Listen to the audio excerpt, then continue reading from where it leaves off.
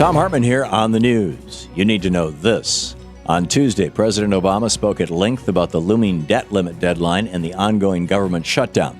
Using some of his strongest language yet, the president said, "We can't make extortion routine as part of our democracy."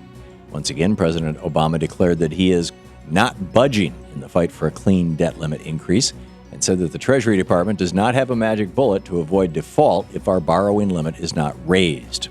The president promised to sit down and talk with Republicans and said that a conversation, quote, shouldn't require hanging the threats of a government shutdown or economic chaos over the heads of the American people. According to the White House, President Obama spoke to Speaker Boehner on Tuesday morning and reiterated that he is willing to negotiate after the threat of government shutdown and default has been removed.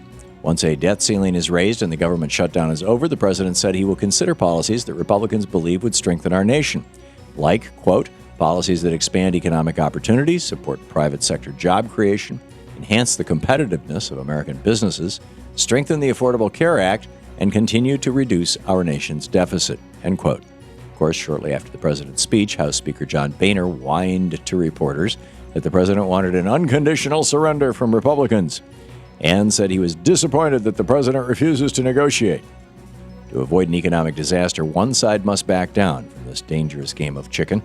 And the majority of American people believe that it's past time for Republicans to give up their list of ransom demands.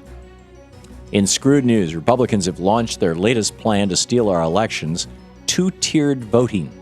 Lawmakers in Kansas and Arizona have announced that people who do not provide proof of citizenship while registering to vote will only be allowed to vote in federal elections. Only voters who register with a citizenship document will be able to cast a ballot in state and local races. The questionable logic behind this decision came from Kansas State Election Director Brad Bryant, who laid out his argument in an email to county election officials. Mr. Bryant wrote, "As the Supreme Court made clear, its decision applies only to federal registration forms and covers only federal elections. States may remain free to require proof of citizenship from voters who seek to also vote in state elections." In response, Kansas State Representative Jim Ward said, "It's very frustrating to watch a public official go about voter suppression under the color of law.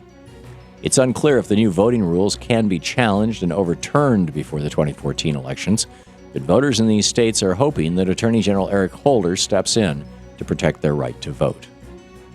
In the best of the rest of the news, a new nonpartisan group is calling for a carbon tax. The New Jersey-based group U.S. Strong, which is focused on building support for extreme weather relief and protection, says that a carbon tax should be instituted to cover the cost of storm damage and preparation. Curtis Fisher, the group's national campaign director, said, "We all know that no politician likes to talk about finding new revenue streams, but we know when you're looking at the impact of Sandy that we should not be raising property taxes and income taxes and sales taxes." Essentially, U.S. Strong is making the case that the huge corporations pumping toxins into our environment should be responsible for paying for the damage that they cause. And some lawmakers are throwing their support behind the idea. New Jersey State Senator Robert Singer said that disaster victims shouldn't have to wait and put themselves at the mercy of some congressman or senator saying, "I don't really think I have to do it because it doesn't affect my constituency." Supporters of the plan say it's time for the polluters, not taxpayers, to cover the cost of these disasters. On Tuesday, Senator Bernie Sanders railed against the influence of billionaires like the Koch brothers. After the Supreme Court heard arguments in McCutcheon v. FEC, the case that could lead to even more money in our political system, Senator Sanders gave a barn burner of a speech outside the courthouse.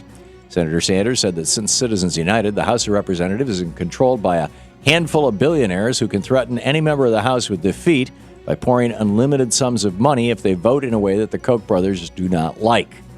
He said that the fight against Obamacare is just the tip of the iceberg of the right-wing agenda, and that the billionaires behind Republican lawmakers want to roll back Social Security and minimum wage laws and slash other social programs. But he offered a solution, saying, quote, "We have got to do everything we can to overturn this disastrous Citizens United Supreme Court decision so that a handful of billionaires cannot dictate public policy."